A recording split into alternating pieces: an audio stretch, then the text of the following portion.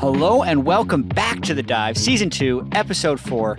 I think that makes something like 35 episodes for us all time. I'm Jat, joined by Kobe and Ezreal. Today we're talking about the patch, NA LCS. Why is that one fun? And a little bit of LCK. Totally the first intro we've done for this show. Yeah. None of the other ones were bad. They were all good. So was this one. This one's excellent. Yeah. I'm pretty excited for 8.2 just to get into it. But we can start with global news. Kobe, you were talking a little bit about LCK last night. Obviously, there's a lot of talk about Khan and how he was popping off. Yeah, I didn't stay up and watch the game, but I woke up and looking at all the, post-game stuff on my phone in bed. I just started cracking up because first it starts off, there's the pentakill and everybody's watching the highlight plays of Khan. Well, King's Own Dragon X, formerly Longzhu, with Khan, had a Riven pentakill that was like triple Infernal Drake. It's not a team pentakill, Jet. You get a pentakill, that's a one-man pentakill. Okay? With triple Infernal. That's Khan's. Yeah, okay. Keep going. But yes, they did win. They won their match, but more importantly, everyone's talking about Khan, picking Riven, the solo queue pick. Everybody loves Riven mains, climbing to the top of solo queue and stuff like that, but we rarely see it in competitive. Unless someone like, Faker or Khan or one of these guys decides like it's very good a little in bit. X counter match. Someone who's learned enough and like gotten enough, sway within their role to be like, yeah, I can tell everyone else that this pick is good when no one else believes it. And that's a really good point, because the funniest part of it, me waking up, was reading the Khan's interview afterwards. And they're asking him all these questions, and he got MVP and stuff for it because he's feeling himself. He actually crushed both games. Yeah. First game, he blinds Gangplank. Pretty common thing that happens. Yeah, that's pretty common. The second game, he picked the Riven into Gangplank, as the solo queue counter and like smashed him. But they start out the question, they're like, so in game one, you blind pick Gangplank. Were you worried about a Riven pick or anything? Were you worried about this? And he's like, no, I'm confident on any champion versus any player. I will smash them no matter what. And they're like, really? Even versus Riven? Like you just smashed the other Gangplank? He's like, no, I'd be fine. I'd smash them too in the reverse matchup.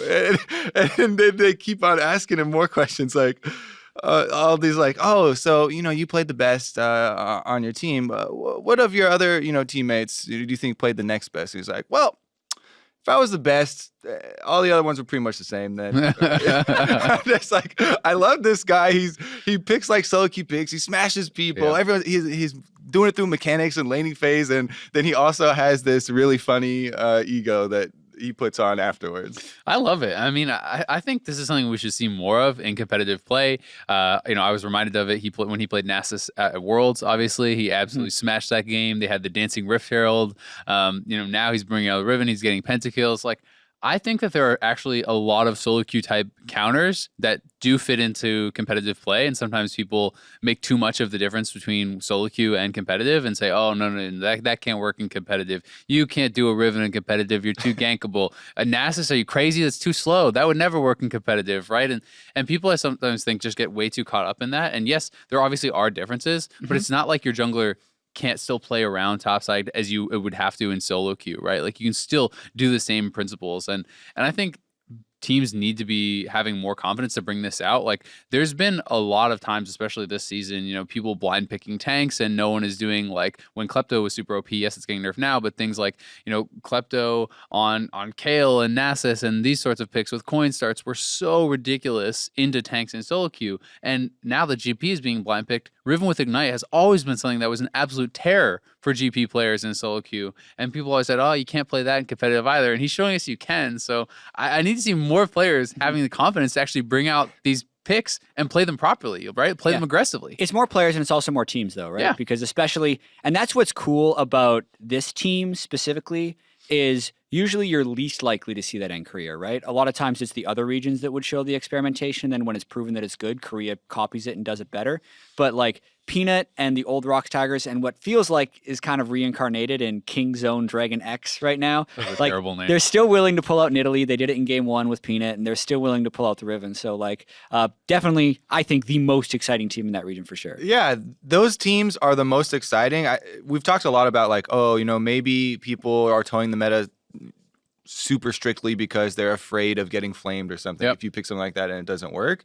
But if you also remember Misfits at Worlds, part of the reason they got a huge following just from their Worlds performance, it's like the underdog European team. They were like, you know what? Forget it. We're playing Blitzcrank. We're going super hard. Like these risky picks, and they smashed people, and they almost beat SKT, right? In a best of 5. So, like, high risk, there's high reward. There's a big reward to it, right? If you do it right, everyone's gonna love you. You're like this hero, basically. It's a lot of the most famous games, right? Even like when you're thinking about like hype games in the NA LCS, people think of like, Nori playing Rengar and hard carrying versus TSM and these sorts of games. Remember when High pulled out Teemo in like the first game and won with it? Do you remember that? Teemo mid? Yeah, you're not going to be a hero playing Teemo. He was a hero in the moment, Kobe, to pick Teemo mid. I think it was up against Gragas and somehow won. Yeah, and I mean, this kind of stuff is great, right? Like, people love watching that stuff because they love seeing players have the balls to do something different. And a lot of times these picks can be really strong, but obviously you have to commit some scrim time to it. You have to commit all these sorts of things, which I think scares people away. But definitely think there's a lot of room for this sort of stuff in competitive, especially in best of ones. Khan said there were a lot of Riven 1 tricks that were high on the ladder, so he put a little bit of time into Riven to prepare this and just keep it in his back pocket. He also said there's no problem with the Jace. When people were complaining about his Jace bullying people, he was like, the problem is with your fingers. You need to go practice. It's just these just endless lines of badass answers. Huni Riven this week. What else we got though? Because I know Jack, you've been excited about some unique picks. I feel like I've somehow scouted out a solo queue pick, which Korea and LPL have already found.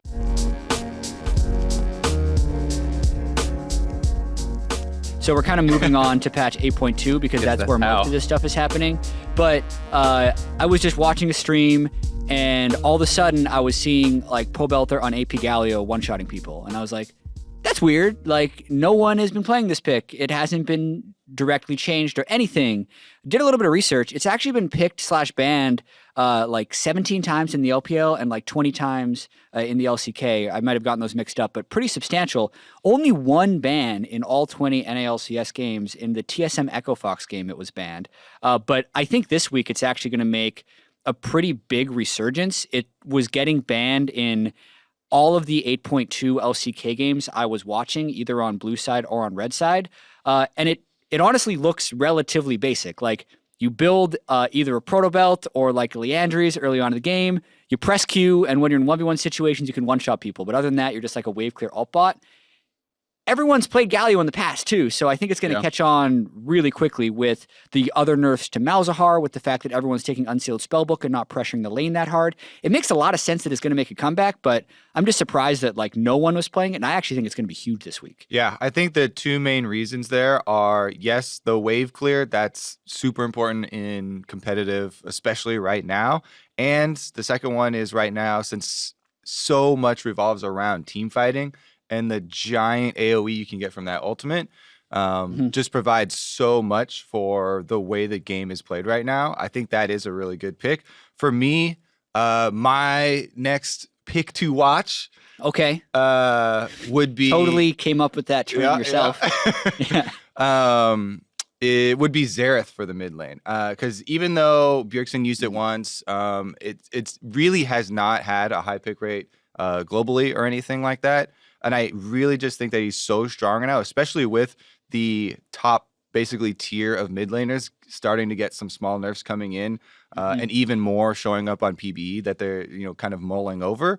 Xerath is not getting touched, at least for right now, for the PBE or anything like that. And he has insane wave clear. You can have basically infinite mana with the new runes, with Mana Flow Band and his passive. And the damage from him right now for long range does work well, also with the way the game's being played.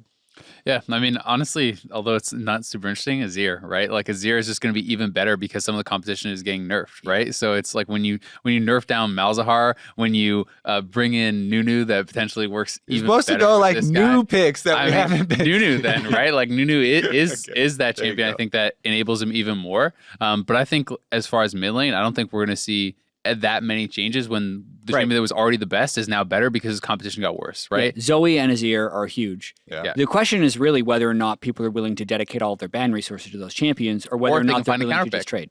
Yeah, right. Like, because I'm hoping more people play Aurelion Sol, because that was who he's picked against Azir back in 2016 when he first started doing it. That champion is also really good now, whether you're going Phase Rush or Glacial Augment. Shifter, actually, who got rank 1 in solo queue, actually played a lot of ASOL to get up there, and he was running Phase Rush, and what I thought was really clever was Presence of Mind as a precision secondary for it, because that really, you level up so quickly early on in the game, and your mana costs are so high when you're holding W down, but it allows him to keep his mana really full while shoving out the first few waves from like levels 1 through 5, which like even further amplifies the play style of Aurelion Sol to just be in every lane from minute 1, basically. And Azir can't shove at that rate that early in the game. Aurelion Sol can. And I think it's just a really good pressure counter pick if you want to play that game. So I hope more people play that champion. Yeah.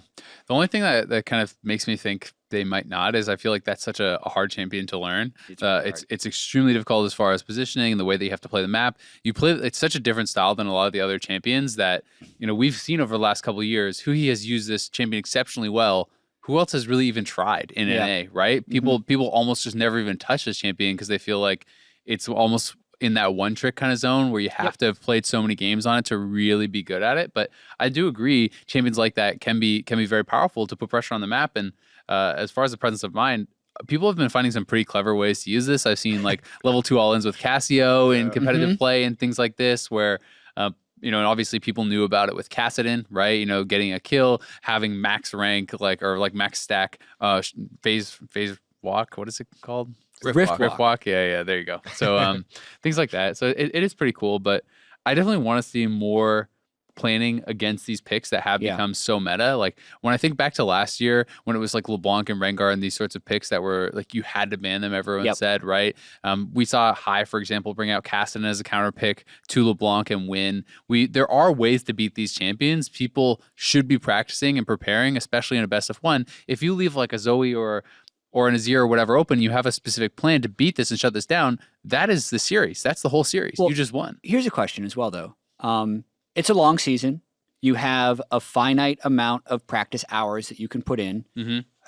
I bring up Aurelion Sol as a like Azir counter pick, right? But that takes to actually be pro level on. It's like you need to put in 50 to 100 games on this champion. That's now like 70 hours that you're not spending on other prep time. When you know or you think, right, as a company, if Azir and Zoe are permabanned, they'll get nerfed in a month. Is it even worth prepping the counter pick, or do you just ban it, practice the other stuff that you don't think is going to get nerfed so you can find success later? So to me, then it comes down to, is the pick so niche that it's only a counter pick? Can you use it in other situations? If you're like, if I play Braum with Airy in mid lane against this, then it works in this one patch and this one thing. Okay, yeah, that probably is never going to work again after that. But Aurelion Sol seems generalist enough that, hey, if you just get really good at Aurelion Sol, you're going to find other opportunities to use it, and it's good as a counter pick, then that to me makes sense, right? Hui has used this for a couple of years and had success with it. Usually been relevant for exactly. So I think with champions like that, it just makes sense to learn it because it's good to have in your toolkit, right? Because if you put in those 100 games, then maybe you can't use it for a patch, but maybe come playoffs, hey, there's a great matchup for it again, and now you already know it. Yeah, and again, I forget who we were talking to, but one of the players was also, mentioning how it's not just, I go into solo queue and I put 50 games on X champion, and now we're ready to bring it out. But playing with a champion with the rest of your team, and especially true for Aurelion Sol, I think this is a great example of the rest of your teammates need to know how to play around this sort of champion. Since Aurelion Sol is so different, and he's all about roam timings, and it's so much about communicating with both side lanes of when can he get a roam off? Is this going to be a waste of time? When is the timing for him to actually coordinate this? Those are the types of things where it is about time management. And that's part of being a pro player, where you do have these timelines of, we have the patches, every 2 weeks right now. And it's kind of staggered play here with best of 1s. It's another interesting sort of management game that's a little bit meta and not even just about playing individual League of Legends. I agree. You're trying to guess a lot of where the meta is going to go, and you have to use your time as efficiently as possible, because in a perfect world, you just prepare all the champions so you have everything in your toolkit, but we know it doesn't work that way. Getting a little bit more into the patch, though, we are, of course, switching to 8.2. We talked a little bit about mid lane with the Malzahar nerfs. The support changes are in this patch. What's interesting to me about these is, like, Obviously, I don't directly play support, so I haven't been immediately experiencing these changes. There was a lot of discussion about them beforehand, but where do you feel like they've really landed, both, I guess, in the solo queue impact they have, but also what type of influence they'll have on the LCS? So when we talked about it last week, we were like, okay, so this is going to take out the double relic bottom lanes. And that's the big thing for Pro. And that has been true as far as my experience in solo queues so far. I don't even think I've only seen one relic shield AD carry, and it was an autofilled guy that was just doing it because He didn't know that it. he didn't know that everything had changed. the only time I've and he's seen like, "Hey guys, what?" And everyone's like, shoot, you didn't bro." read." Yeah, exactly. You see those patch notes? So yeah, so it was definitely successful in solo queue. So I think that it'll also be gone for competitive, and that will be kind of interesting to see if we do get the range supports, starting to come back. At least, I guess, Janna and, Lulu and stuff. I feel they for sure should come back, because I honestly felt even on 8.1, you should be seeing more of those. If someone's going to pick, Braum or like, even we saw some early Ornn support picks in other regions and things like this. I just think that the Janna is more consistently useful in a late game team fight, and champions like that who aren't going to be threatened in lane, you should just be able to scale up and have huge relevance later stages. Yeah.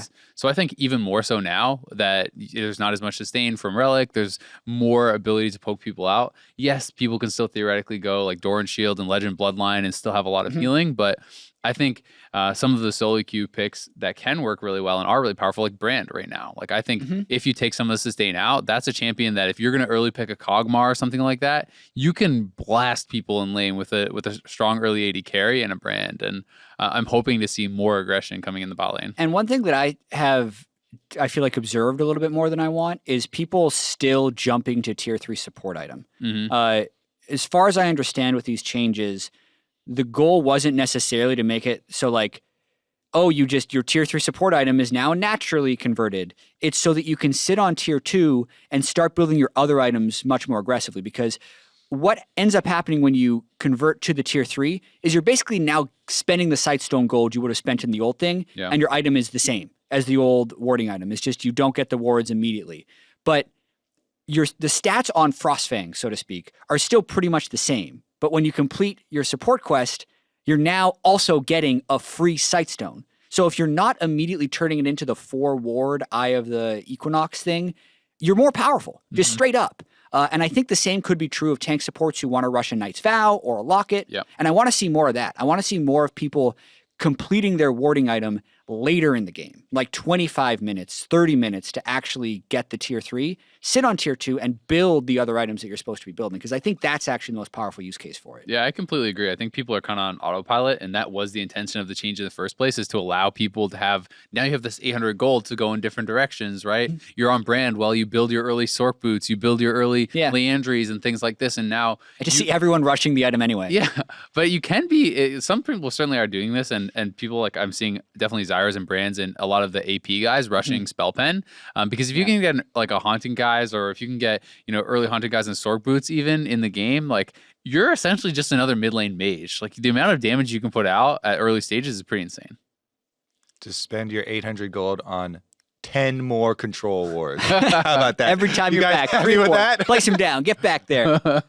Kobe, Evelynn, I know you've been playing a lot of Evelynn, or you had been playing Evelynn. Oh yeah. You're grinding up the NA solo queue ladder. So let's read the Evelynn nerf. Yeah. Because this was a doozy. Have you been able to play Nunu at all either, or is that just banned all the time? Nunu's been banned most it got most of the time. Yeah, and I actually have not picked it a single time, proud to say. And I have played against it twice and beat it twice. With what?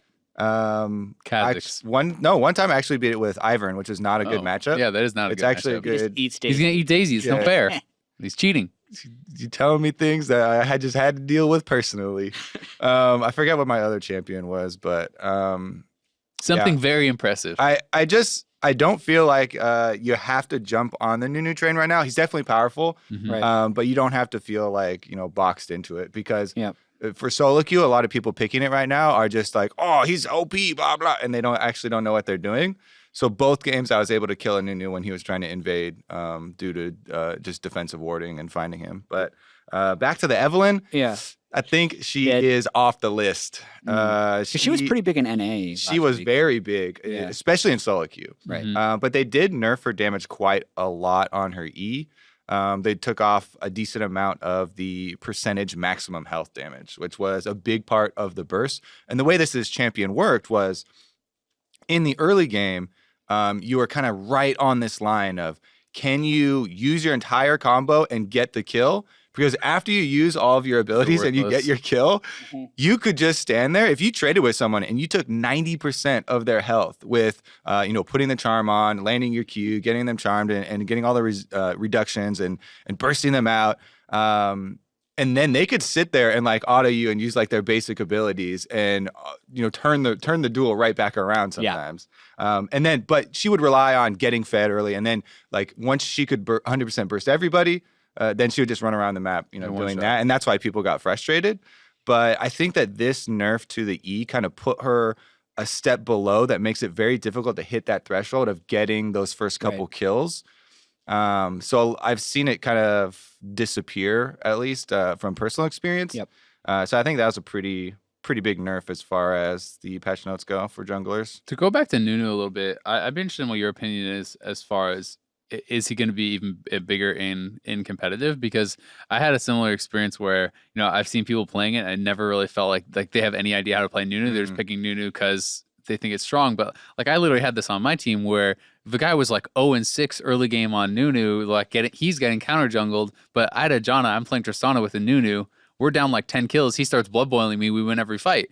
And like he still feels like he has that relevance where he is like so strong in the team fights, like just as a support guy, like he doesn't have to be smashing necessarily. And it felt like he fits so well into these sort of like death ball comps where you can play with like a hyper carry if you have a shielding support and a Nunu.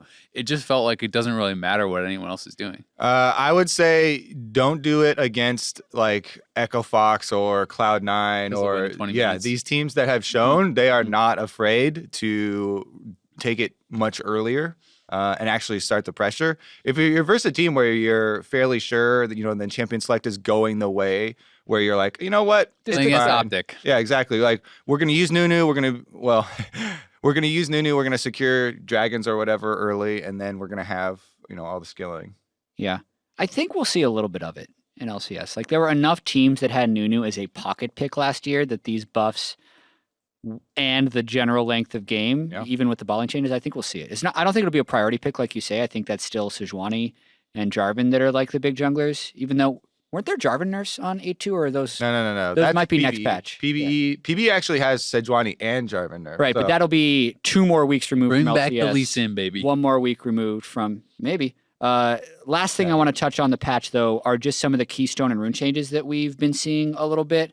Obviously, Kleptomancy got nerfed pretty hard, and Ezreal gets double hit, so I feel like he might be really hurting for LCS. That's what I thought, and I've still seen like a decent amount of not only high elo people, but even LCS pros in solo queue. I don't know if they're just Let me testing see what it. his win They're rate probably is just on testing LoL it. He went is. down like 2%, but Yeah. he's still sitting at like 50 or like around 50, See him like at 49 48 and stuff. on so. Lolalytics, but that's actually still respectable, honestly. Especially for a super high skill cap champion. Yeah, and he's still going Klepto. But he, his priority should go down somewhat. Like I actually felt like in NA LCS he was over prioritized anyway. People are picking him so often, so early, and you get less items. The items sell for less gold, which is part of the reason that people like you kind of doubled up on it because you get all these crap items that you don't care about. You just go back to the shop, you sell all your extra little potions, your wards, and stuff that you're not going to use. Let's play an interesting game then. How about what do you think is the most OP champion of each role, like regardless of team comp? Because when I think about AD carry and we're discussing right now. So is this power pick OP or I think, just OP in comp? Yeah, not, we're making a composition. Regardless of composition. What do you just think is the monster, pick of each role? Because wait, let me answer my AD carry first, because this is where I got it from, and you guys keep talking. I banned Kog'Maw in most of my games. That was my AD. Because Kog'Maw right now just feels so insane, and with these other nerfs that are coming through for other people, I'm just like, he wins lanes. He only can use that winning lane to like get to his Rage Blade super early, and then everyone's like, oh, and then he's super good late game too, and you're like, oh my god, he's scaling off But of the he's lane good phase. early too. Yeah, Kog'Maw smashes a lot of lanes right now. So- Well, like. I do think has pretty big windows of vulnerability, and like with Relic Shield to me is one of the big things that kind of was like that stopgap to get you through your lane phase where you're not getting poked out and everything. Because if he's not getting poked out, he's super strong trading during his W, right? For me, like if I have to pick, Give me a different lane. okay, so I mean, I actually think that Janna is disgustingly For support, overpowered. Like, if I'm looking at it, I'd be like Janna, Tristana, mid lane. I guess Malzahar got nerfed pretty hard. Maybe like Azir. Jungle, I still think like you can go like if you're doing that sort of a comp. I don't think that you need necessarily damage from a jungle, so you can go things like Orange Sejuani, Azir, Janna, Tristana. Like to me, that's just like such a powerful team fight comp, and it's a comp that has good engage, is comp that I has think Azir is good definitely disengage. the pick for mid lane. Yeah, I think Azir is the moving pick for forward. mid. I don't know about that comp. Like, I think it's too easy to 4-1 right now. Like, I've seen so many people crush Ornn, right? My support was going to be Tahm Kench. Yeah. I see your point there with Janna being like a hyper carry enabler, especially if we're moving towards that. Yeah. But like 2 of the top 3 players in Korean solo queue have Tahm Kench as their most played champion. And I know that's not competitive, but usually Tahm Kench is better in competitive than he is in solo queue. Whether you're Unsealed Spellbook, Tahm Kench, or Glacial Augment Tahm Kench, like both of those things feel really good because you can go approach velocity and then you land your Q on him and zoom towards him and eat him really easily. Seems like super busted to me. Yeah, I mean, Janna for me is just like when I think of baseline levels, like what is the worst you're ever going to get from your pick? And for Janna, it's so incredibly high. Like the absolute crappiest Janna game you could ever play, I feel like you contribute a lot. Yeah. And I feel like when people are picking tank supports, it's very hard to actually exploit a Janna. And when people are also like so many of the picks that people are playing, I feel like are so easily disengaged by just a Janna ult. Like Tahm Kench can be very annoying, right? But like you get into a team fight, Tahm Kench is trying to waddle in there, you like tornado him or ult him out. Yeah. It's very hard for you to get back in. Like people playing Gnar and stuff, Gnar leaps forward, gets Janna ulted out. What are you gonna do, bro? If we get into Tahm Kench versus Janna meta, we are very sad. Azrael, you're bringing me back to a game I had last night with your discussion because we were in Champ Select. I was 1-1 in my promo series. Yep. And we had a really good comp, and our last pick was support. And he hovers Rakan, who I just feel is so garbage right now. At least Unless you're nuts at him. even if you're nuts at him. He's to me, Rakan is just a weaker Alistar. Alistar is like Rakan, but he's super buff and he can go invincible. Like it's insane. And so the other team already had an Alistar, and this guy is hovering Rakan. I was like, no, it's my Big thing. Janna, press tornado. Rakan always like you can have that one moment where you engage and it's like super sick, but I feel like he always instantly dies after. At least in my games, Yeah. because he gets like 2-shot. But then he switched over to hovering Janna, and I was like, oh yeah, and I was like screaming. Yeah. I was like, that's perfect. Did he lock At it? the last second, he switched back to Rakan. Oh no. And we ended up losing the game. That's tragic. So was your question for solo queue or for pro? It was honestly just premier pick. So I would say solo queue. It's too late. I gave him a 5-man squad. You guys gotta give yours. I also said regardless of team comp though, and then you went and made a team comp, so it's fine. All right, whatever. Yeah. We did this game. Adele breaks the We rules. did this game back when they did some like tank changes last year, and I think we all put Malzahar mid lane, and then it took like 4 months for Malzahar to actually be meta mid lane. All right, so this is your 5-man like Give me your solo queue power pick squad. Sure. Okay, give us a recap for Camille, that. Sejuani, Ooh. Azir, Kog'Maw, Tahm Kench. Those are just your power picks in every role. That's pretty damn good. That's a powerful team. It's pretty damn good. This is really good, but you know what it doesn't have? A Janna. It doesn't to have a protect Janna. Let's those move hyper on. carries. I'm gonna go Tahm ahead. Kench. What do you got, Kobe? What do you got? Decision here. We're moving on. You gotta say your 5. we Go and completed pose the question. We completed the game. I think Yeah. that was a good 5. I'll vote with that one. We're moving on. I'm moving on. done with this one. Okay, actually, quick stop because Quick team comp. No, not team comp. You had brought up before we played that game the keystones. And the one last little keystone I want to touch on, because you mentioned Glacial Augment and Kleptomancy and stuff, the new Aftershock. Everybody's very excited about, this new Aftershock hotness for bruiser, diver / Right. sort of middle of the ground Buys people. and stuff like Yeah. I actually think it is extremely good because moving more towards the flat resistances, especially for bruiser junglers with some of the things that are the nerfs that are coming. it seems like we, might make a pretty decent comeback of people just taking Aftershock. And then full damage. By taking Aftershock, you're getting a bunch of flat health in the, from your runes in the tree. That gives you like a decent amount of survivability, and then you rush like a Trinity Force or something, and you're this kind of your all-in can be pretty strong because it's harder to actually return and kind of fight back into it because they have all the flat resistances. He did touch on Klepto. Last thing I want to touch on is Coup de Grace gets nerfed again. So it's been nerfed twice now. From 9% to 7%. Yeah, and it started at 10 originally. Yeah. So Cut Down and Last Stand, I believe the other two are. Yeah, the ones that no one ever reads. It's the one directly to the right in the middle and then the one on the end. Exactly. So Cut Down deals more damage to people who have more HP than you. Last Stand, when you're lower HP, you deal more damage. So that's like very obviously a Tryndamere and these sorts of things. Yeah. But I think in your games at home, you guys should start to think about where these start to make sense. Because Coup de Grace, I don't think going to be just the default best one anymore. I think Cut Down is going to be better for a lot of AD carries.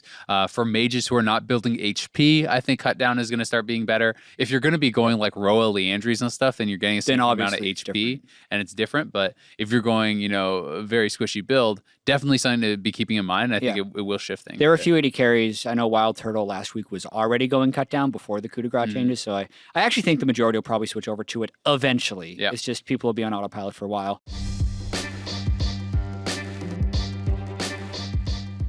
Speaking of NA LCS, it's time to move on. We're moving into week 3. There is a little bit of turbulence in the standings, I would say. But one team stands above them all. Echo Fox. 4 wins, 0 losses. They haven't dropped a game, only undefeated team. Basically, we all bought the crypto last week. Did we all buy it? I bought the crypto in week 1.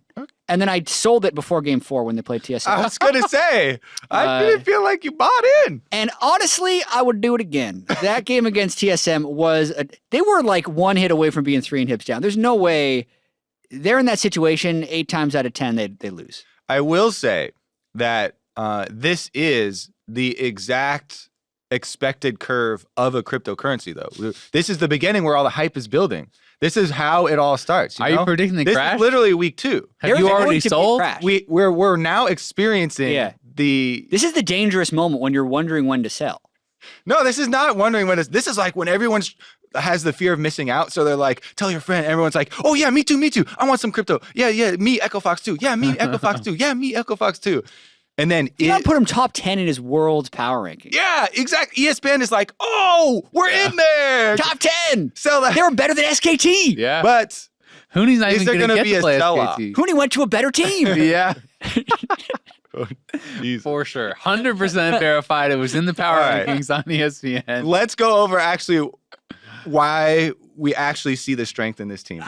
Okay? Yeah. Hooney's real good. He actually played kind of bad last week. He got camped, and they were still real good. Yeah. Right? Yeah. Dardoch specifically, because of course he is always going to be hot topic of conversation for everybody, focusing because of all the history that is actually pretty decently documented, well out there, and jumping all the teams and all that. His Zach in that game, the game they were down, trying to come back, delaying versus TSM. He just consistently targeted Bjergsen. He was able to get his combo off. It was so well played. And we have seen a recent rise in Zach. Yeah. But the amount of crowd control in the kit was really put on display there. Yeah, he played, and he has been playing super well. Like the unsung heroes of Echo Fox, I feel like have been Phoenix and Dardoch. Yeah, Phoenix has actually been a monster this year. Phoenix has been a monster. Yeah. And a lot of people, because he was out of the LCS for a year, when I was going through my preseason power rankings, I had Phoenix right at the bottom of the barrel for NA LCS mid laners. I was like, he's such an unknown. He pretty much just played his ear. Like, there must be a reason that he wasn't on an LCS team for the past few years. Maybe not. Maybe he just, got wooed by a good challenger team and just wanted to play in that. It's just so weird. Fair, he's playing so well. Even when he was in the LCS last, he was pretty inconsistent. That was always, my impression of him, is that he could have these great games, but then have really up and down games. And maybe he's on a super hot streak, but last week he was incredibly impressive. 10-3 and 8-11 on Casio versus Cloud9. He was 8-1-13 on the Zoe against TSM. He was really like, a much bigger carry than Huni was in those games. Huni still had relevance, and Huni was still, very powerful in those games eventually. But we saw people able to actually answer and kind of deal with him. Licorice with C9 playing against them, they were able to bully him. Licorice, as the game was ending, actually solo kills him on Jace on 6 items. It doesn't actually matter because Cloud9 has lost the fight elsewhere. But and in the TSM game as well, they're able to get Haunter ahead. Haunter is diving Huni, but he still found relevance, and the carries are doing well around the rest of the map. Dardoch is playing well. The one person I would say that really has not been impressing me as much is Adrian. Like, actually watching some of his individual play, especially, I think I was watching this game with you, the TSM game, when he was playing Alistar. It felt like they would have ended that game so much faster had he been playing his Alistar a bit better, because like I can remember watching 3 or 4 fights in a row where he's like, comboing either the Braum or the J4 by themselves, like not knocking Haunter out of the fight who's trying to run in on Vladimir, misplaying, I felt almost every single fight. But the rest of the team was playing very, very well. And I feel like these guys are definitely legit. Yeah. Like, how legit is kind of the question we have to answer here. For sure, competing for the top. Well, this is where I want to try to take it next. And I know it's too early because the strength of schedule, and we've only seen him for 2 weeks, but we have a 9-week, 18-game season. Like 14-4? You want to do 13-5? You want to redo predictions after 2 weeks? Only for this team, because they're the top right now. And is it a 16-2 team? Is it a 14-4 I don't know. You tell us, Jet. I got them at 13-5. 13-5 in my brain right now. I mean, that seems relatively reasonable. Freak has them at 18-0, by the way. Yeah, quote him. He will remind you every He's reminded this every week. So they play CLG first game next week, and then I believe their next game is actually not that difficult looking. It's CLG OpTic. Yeah. Next so like their crypto is going to be real strong. I think after week 3, unless they somehow drop that CLG game. And then they play Golden Guardians to start the next week. And then they have their game against Team Liquid. So there's a chance they go into that game. But you told us that you're predicting CLG every game until week 4. Yeah, you did. So you are predicting CLG over Echo Fox. I'm out. Or you are a liar. He's I'm a liar. Jumping the ship. Yeah, I'm jumping. Can you even trust this man anymore? I'm jumping. No. They're probably going to beat Echo Fox as soon as I jump. That's always the fear. But I'm jumping from that COD ship. So I really hope that. Let me introduce some new evidence. Exhibit A. Exhibit A. Interview with Evelynn after Clutch Gaming lost to CLG. Yeah, remind us of that interview. Well, okay. Well, everyone's going to focus on the part where he said he didn't know what the F they were doing. But then after that, I got so many free kills in my Travis. life. They were legit running into me. Yeah, after that with Travis, he was talking about, but I was very surprising just because we scrimmed against them and they were smashing us in scrims. Now, I've already stated it's my policy not to accept scrim god status. So I cannot accept this as influencing mine. But Jat, you are still. You can take scrim. It's open to you to haven't locked take it in yet. It doesn't lock in until Saturday morning. Like if I get new information, I can always change my mind that Echo Fox will lose to CLG. What if I were to tell you Huni is gonna play Riven? That adds no new information. Like he's gonna do something.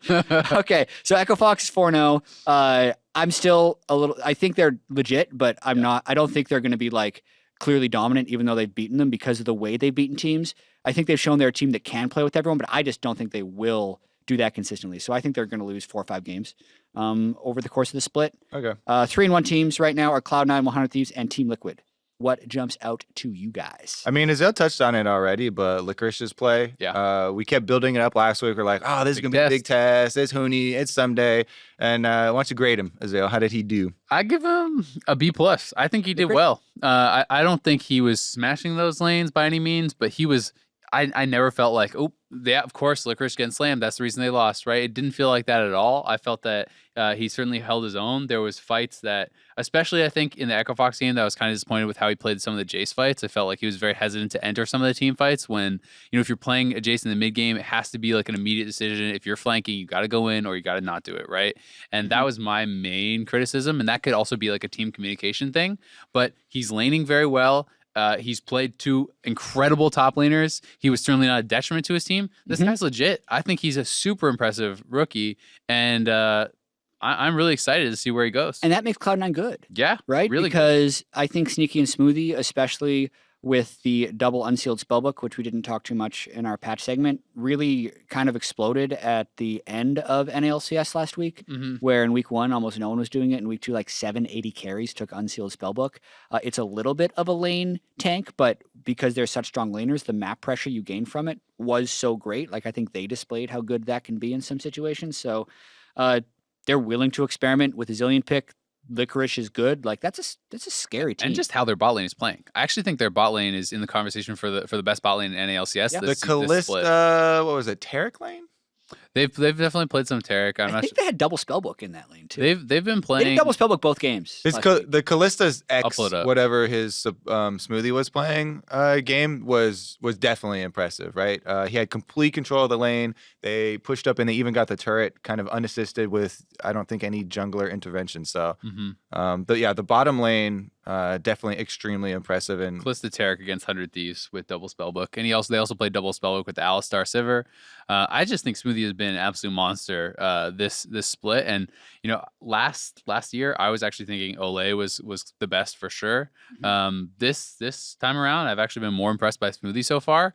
Olay has obviously been really good too, but right now I have Smoothie as the best support in NALCS, and I have Sneaky playing really well. Like I think he's been super solid, and in this era where there's double lift and now Sven is over here and everything, like it almost, people keep thinking that Sneaky's going to get overshadowed, but he's still playing really well. Yeah. Well, the reason that most people are talking about Licorice is because he's the new guy on the team, right? And that's the one where everyone kind of just was like, oh yeah, Sneaky's will be great, Smoothie will be great, Jensen will be great.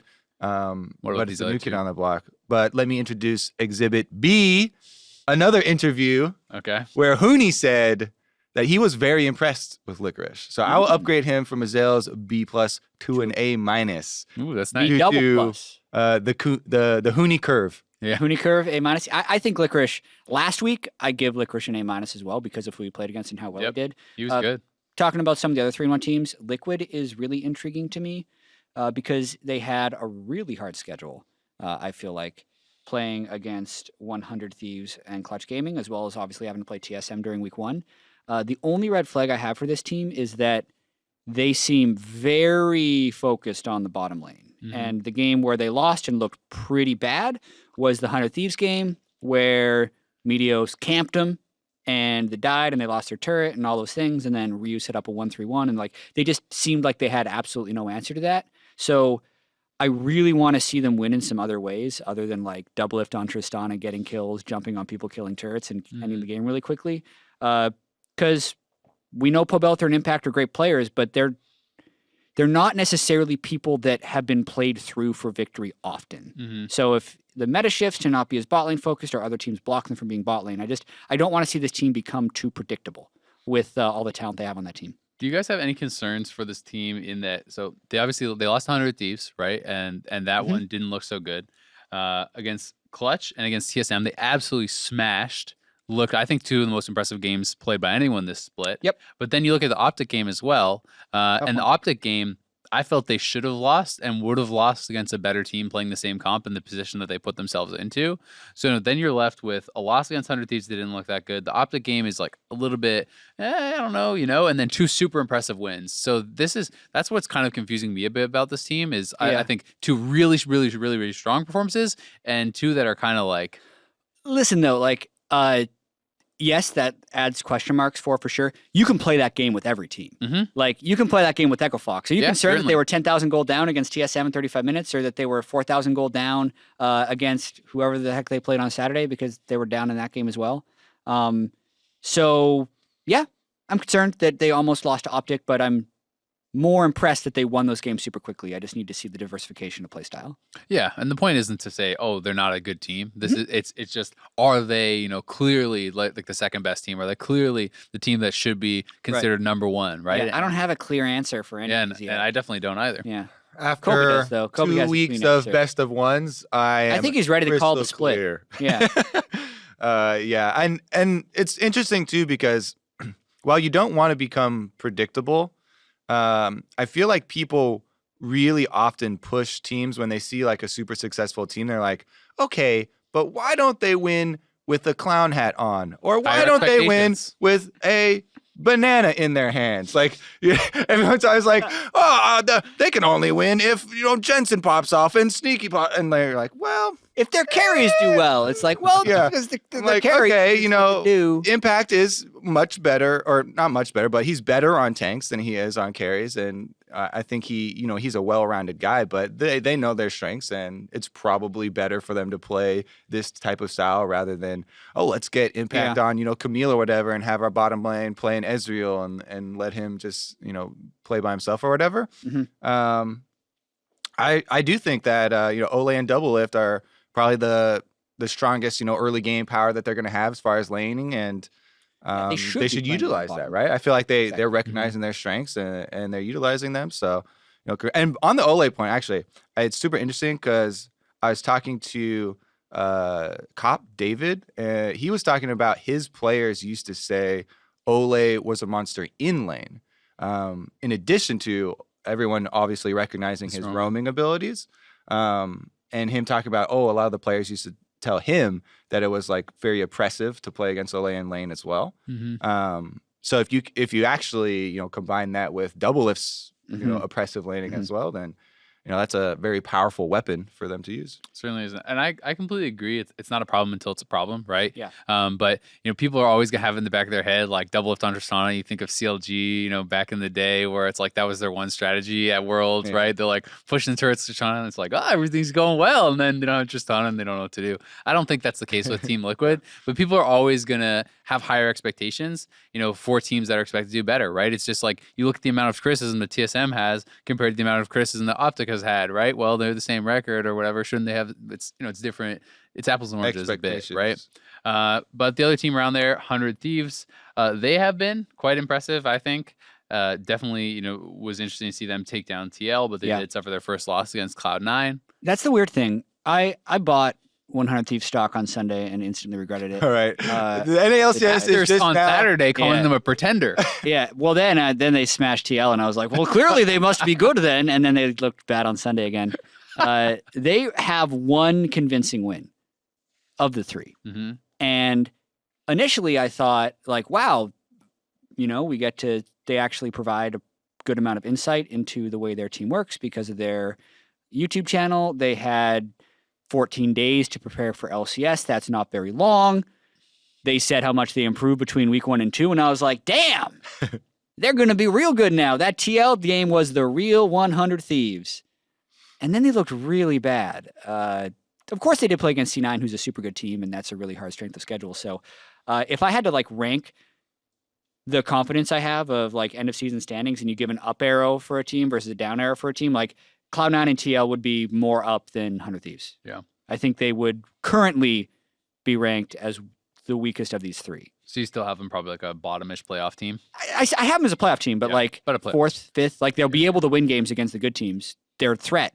I think right now, I actually think a lot of teams are threats to go deep in the playoffs. And I can't confidently call the split final for anyone. Previous splits, I'd be like, yeah, TSM is most likely going to be there. I can't even say that now after how bad they've looked. And to move on to some of these other teams, talking about all these teams that are a threat, we have Clutch Gaming and FlyQuest at 2-2. We have TSM, CLG, and OpTic at 1-3. We have Golden Guardians at 0-4, right? And of those teams, really, Clutch Gaming, FlyQuest, everyone except Golden Guardians, I'm like, this is probably a threat against pretty much any team. It wouldn't absolutely shock me to see these teams take wins. OpTic played TSM and TL extremely close. CLG, yes, they have started extremely poorly, but the players on the team and the fact that the scrims, the potential Stop it. CLG, it's there. Stop it. TSM, the amount of talent that they have on that roster, you're expecting surely they have to start picking up wins.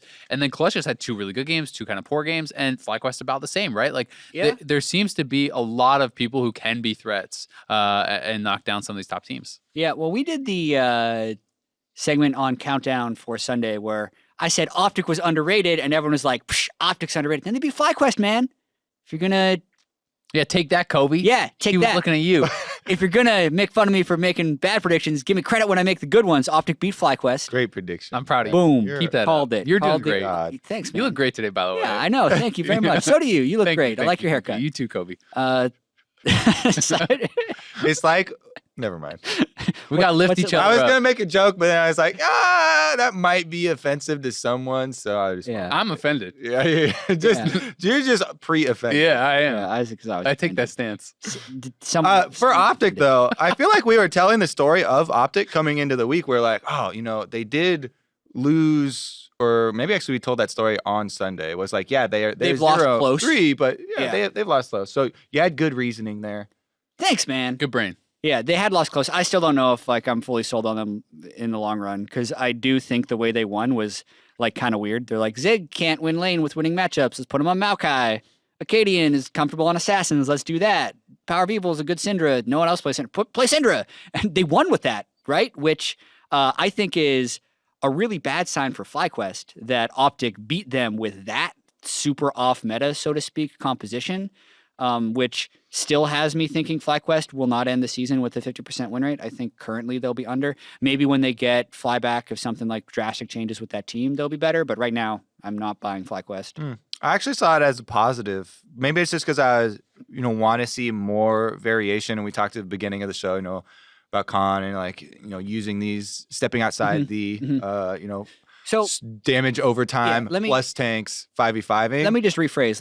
I like the fact that OpTic was able to identify what they can win with, but I'm worried for FlyQuest that they didn't beat it. I guess that's kind of a double standard that I'm applying right there. Yeah. But yeah, continue. I mean, I did like the way where, yes, they're picking Kha'Zix and Syndra that we don't see that much. I mean, Kha'Zix a decent amount, honestly. Right. Kha'Zix is pretty prevalent, but both those burst damage champions, burst damage isn't something people value very super highly right now. But then they were effectively able to use burst damage to, pick people off several times in key moments. And they used this kind of lead that they got from picking people off to secure a whole victory. So I think that was, very promising. And one of the things I do think is kind of cool about the Syndra pick in this specific game against FlyQuest that they won was that there was 4 mid lane bans, right? So it makes it make more sense. So I do like the fact that if you're saying, hey, you know what, we're not going to play the same style as these other people as well as them, but I'm really good at X. Well, maybe that's what your pick and ban strategy should be, right? Ban out the things that are clearly a tier above and then get to that. Because in this game, there was Orianna, Azir, Zoe, and Ryze all banned out in the first set of bans for each team. So and FlyQuest was actually the one banning a lot of those. So Power of Evil gets to play as Syndra, something he was pretty comfortable on, and it worked out. All right, I give Zabutin a thumbs up for that draft then. Good job. His green tie pulled it all together. You see his green bow tie on stage? I saw his wooden bow Dressed tie. up. He had a on the wooden first bow day. tie? He had a wooden bow tie on the first day. Well, the green bow tie is undefeated in the times so I've that's seen it. the lucky I don't bow know. tie. I You're don't gonna know have if to he wore it. contact him and let it- Wooden? Yeah, it was wood. Does that qualify as a tie? That's just a carving. It was a bow tie. That's just a Well, carving. I don't know. It was in the shape of Is a bow it a tie. bow tie if you've never tied it and you had to It carve was a bow tie carving. This will also be the test of whether Zabutin actually watches our show or just responds to tweets, because he tweeted thank you to Kobe for putting him 9th instead of 10th in the preseason power rankings. He'll be but revealed. did he just see the picture or was he listening? I don't know. We'll find out next week. That's on not that. really fair because maybe they used to listen and he listened to one and he was like, these guys are garbage. And then he's not listening anymore. Yeah, he needs to keep 10th is positive ridiculous. associations. I liked his draft. Now, okay, last thing we'll touch on NALCS. We haven't touched on 2 of the biggest brands in the league, TSM, COG. They're both 1 and 3. How concerned should these teams be? I think they should both be concerned because they've lost 75% of their games, but it's definitely not time to panic yet, so to speak, because there's still 7 weeks left in the split.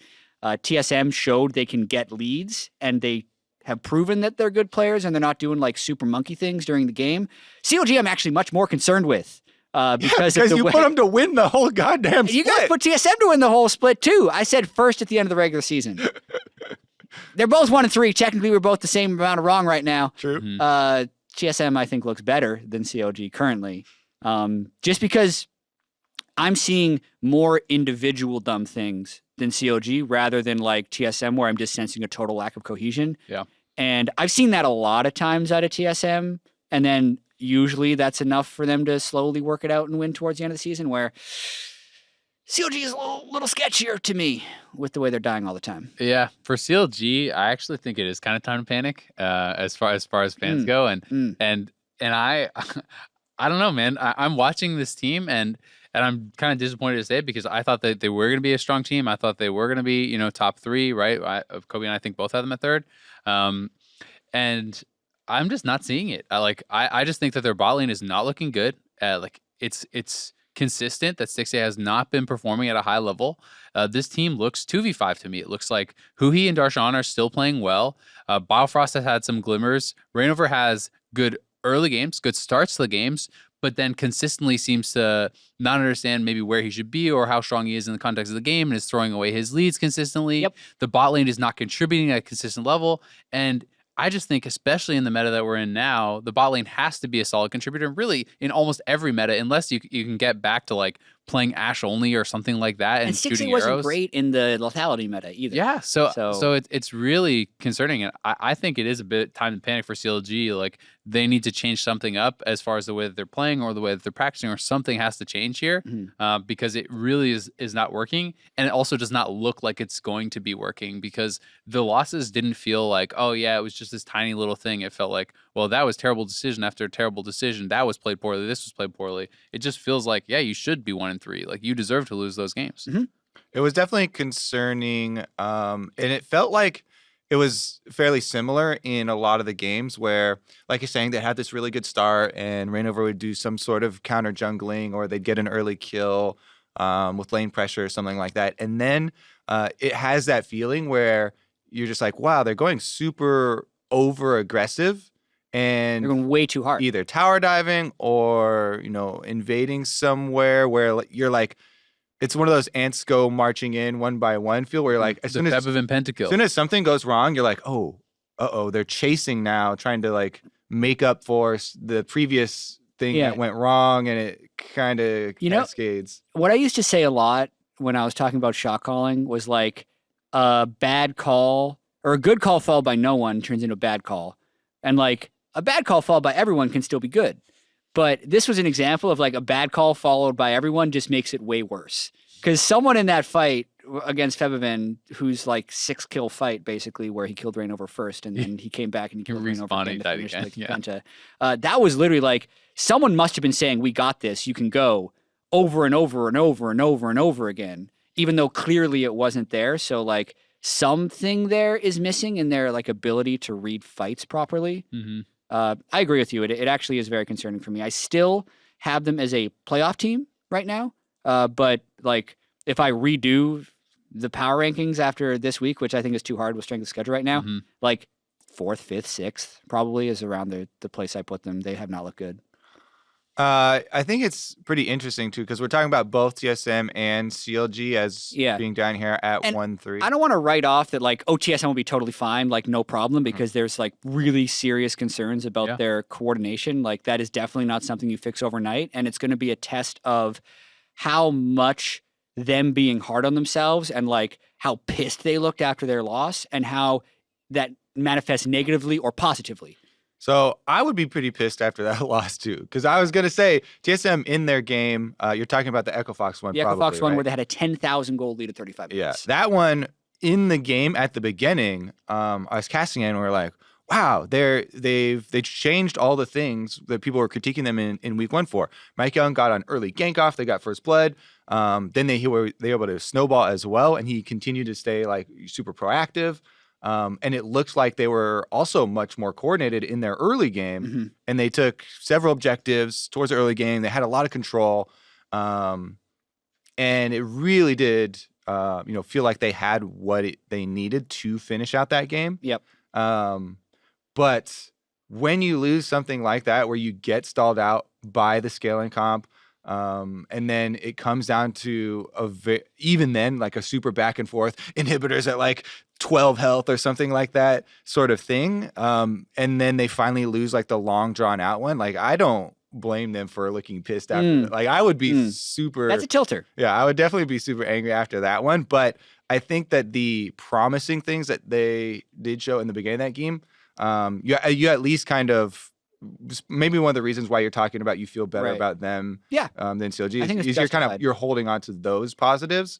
But still the overall communication thing is interesting because it kind of seemed like when they brought in all this influx of extra communication, I was thinking about how it works in League, and because I was doing with someone and he was talking a lot, and it actually made me play worse because I was distracted. I wasn't really thinking about my game plan and stuff, and that's just one person talking to me. Yes. Right. So communication on a competitive team, it just made me realize like how important having it very concise and clear is, compared to it's not just everyone just try and figure out what the best possible play is here. The speed and the cleanliness of communication is really shows up. Well, it also depends what you're used to. I know when I used to play games a ton with people, like when I first started playing League, I ported over all the people I played Guild Wars with. So we're always with 5 or 8 people,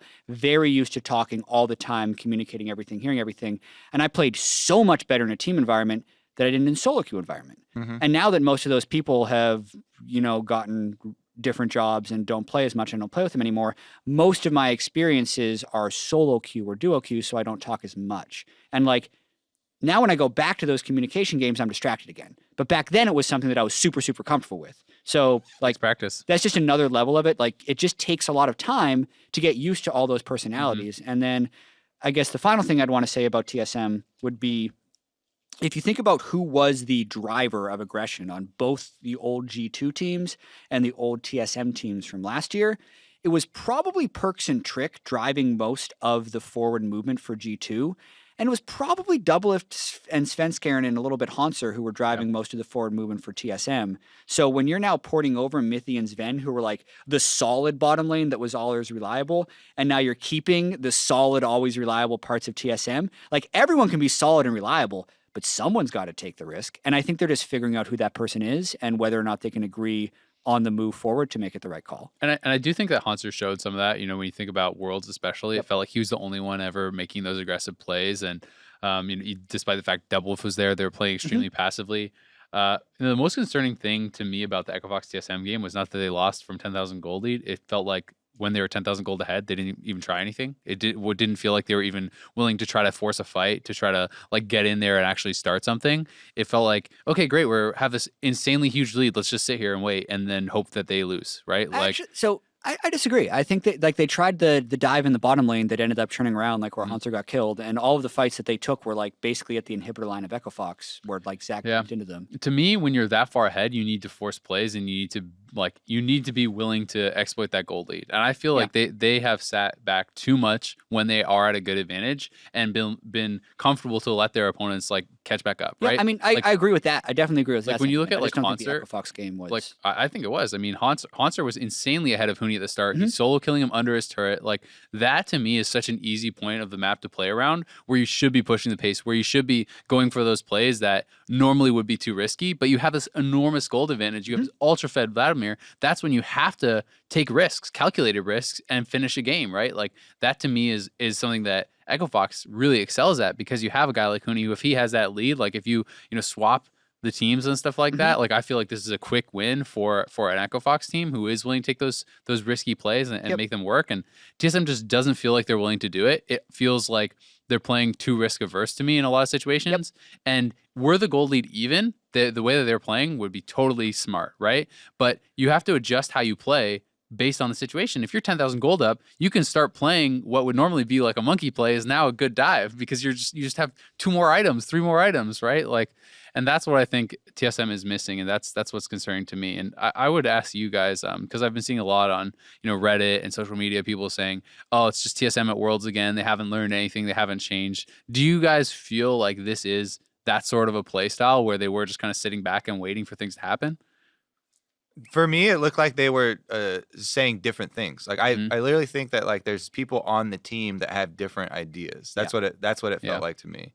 It's just jumbled. Like it's everything is a step slow, or one person moves forward while one person steps back. Like that's the biggest problem to me. And I'm not being a TSM apologist or anything here. I'm just trying to figure out what the reasons that are behind this. Because we've seen success from these individual Totally. players, right? So you're Yep. just trying to figure out, how the parts are going together, and we have to speculate a lot because we've seen 4 games. Yeah. That's like a best of 3 plus a game. And I still think that they're going to be a good team by the end of the split, right? But I just don't think that what they have shown us right now has been a good team, right? Sure. But they nice have the, TSM apologizing, saying they're going to be good at the end of the year, Ezreal. Okay, there you go. Come on. All right, well, I think that's about it for the NA LCS. We have a couple of Twitter questions here. The first one is from Nick Carabius. He says, with all the unsealed spellbooks, any thoughts on multiple smites to easy secure Baron/Elder? One thing I will say no. Okay. Well, one thing I've seen that has been kind of cool with multiple smite is people doing multiple camp leashes and things like that. And I think that can be kind of cool, like power starts where sometimes support can start smite. And I've seen things where you do a leash on red where the support you have smites. to go back to base to change your spell. I know, but they just smite that, and then the person invades the other jungler's buff when they still have their smite available, like an instant level 2 red buff invade and stuff. And I've seen some cool stuff like that, but I don't know that we'll actually see it in LCS. Yeah, exactly, because you'd rather just have Ignite. Yeah, of course. At the I start would of the game. say we won't see it in LCS, but maybe if there was a late game and you already had unsealed spellbook and you happen to have already saved up two of your shards or whatever, and you're about to go to Baron and you have your cooldowns up, then it's not that big of a cost to switch one of your available summoners over to Smite, go do the Baron, use it there. Smite is a very low cooldown summer spell, so you're not losing that much. When you go back, then you swap it back over to your summer, to the previous summer spell or whatever. Yeah. But that's not something like I'm going into game with that big plan or whatever. That's something like in the moment, happens, you and know, it's smart. it happens to be like a small little thing that you can do because generally the other summoner spells power in getting control and setting up a well done Baron is more important to me than having 2 smites for a riskier. All right, we're gonna double out smite this guy with our 2 smites. I'll have Ghost or an Exhaust or Exactly. Yeah. They all in you at the Baron, and now you don't have exhaustive smite instead. And you're unless like, you have challenging. but then smite. you heal from smiting the Baron. The only thing that I would say that I'm probably not going to try it unless a bunch of other people do it. But did you see that Reddit thread about the Raptor heal you can get Yeah, I with the did. That jungle was item? cool. If you play like Vagar or something, you can start with the talisman and Sounds then like a perfect W the tank Raptors and Vagar heal 'em up. mastery. I'm not buying it, but if a bunch of people do it, I'll definitely.